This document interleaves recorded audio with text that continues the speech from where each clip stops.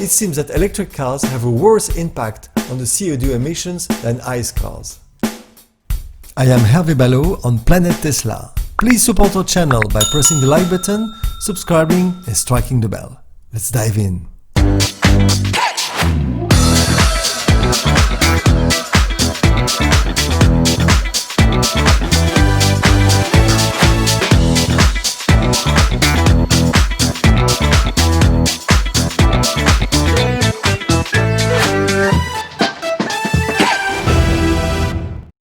If you want to support this channel, click like immediately because the algorithm of YouTube has changed recently. Thank you.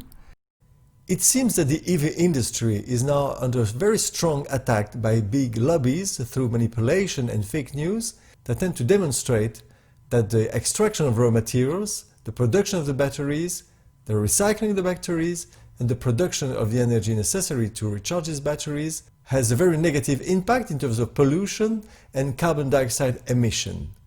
But somebody is inquiring about this. So we see there is a very big intoxication about electric vehicles, manipulation through fake news made by lobbies, probably oil lobbies, that tend to demonstrate that EVs generate more carbon dioxide, CO2, than ICE cars, that is to say, internal combustion engine cars. What are the arguments they have against EVs? First, the extraction of raw materials, this manganese, cobalt, lithium, nickel, graphite, and rare earth, like neodyne, for example. They say it's a very polluting process, more polluting than the usual ways of extracting these metals, and there is man or children exploitation in the mines. Then about the recycling, they say it's not possible to recycle. They have to be thrown in the nature, and it's very polluting. Third, the production of the electricity and the production mix through oil, gas, nuclear energy and carbon, and the way that the electricity necessary to recharge the batteries is produced, makes that an ICE car generates less CO2 than in EVs. A group of journalists and researchers coming from Geneva wanted to inquire about these affirmations.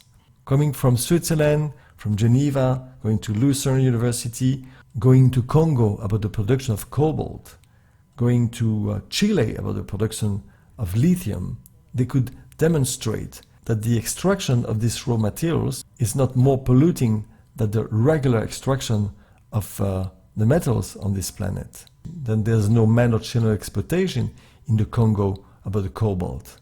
That about recycling, now we can recycle more than 95% of all the metals and the rare earth than we have in the batteries, and that we can gather all these metals into bank of materials.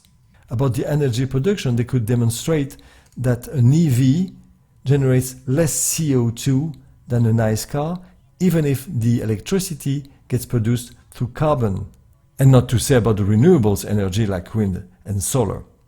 These lobbies are quite afraid about the regulations that exist on EVs.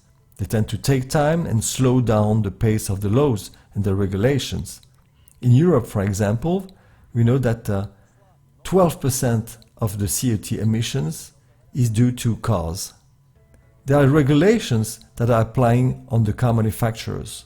The new 2020 target reduced from 130 grams of CO2 per kilometers to 95 grams of CO2 per kilometers. And until 2020, this rule was applicable only on 95% of the least emitting vehicles generated by a car manufacturer. From 2021 on, it will be on 100%. The penalty used to be until 2019 a progressive. If you want to support this channel, click like immediately because the algorithm of YouTube has changed recently. Thank you. And now, from 2019, it's 95 euros per gram per kilometer. So it's very strong. That's why they are so afraid of this. So these journalists could demonstrate that the arguments that this fake news about extraction, recycling and energy production is completely false. So let's now see also what's the Tesla response to this. In the battery day, we could see there's going to be a revolution about the extraction on lithium and nickel.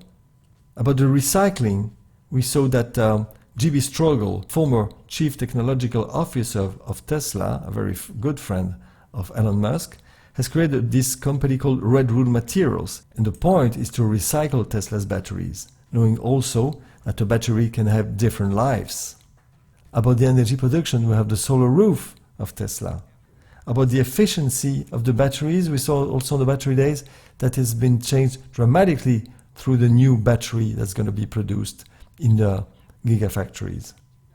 About the EV credit, Tesla understood that these regulations can be a fantastic way to finance these new production facilities through the pooling they can do with Fiat Chrysler or newly with Honda that can generate billions of dollars for Tesla.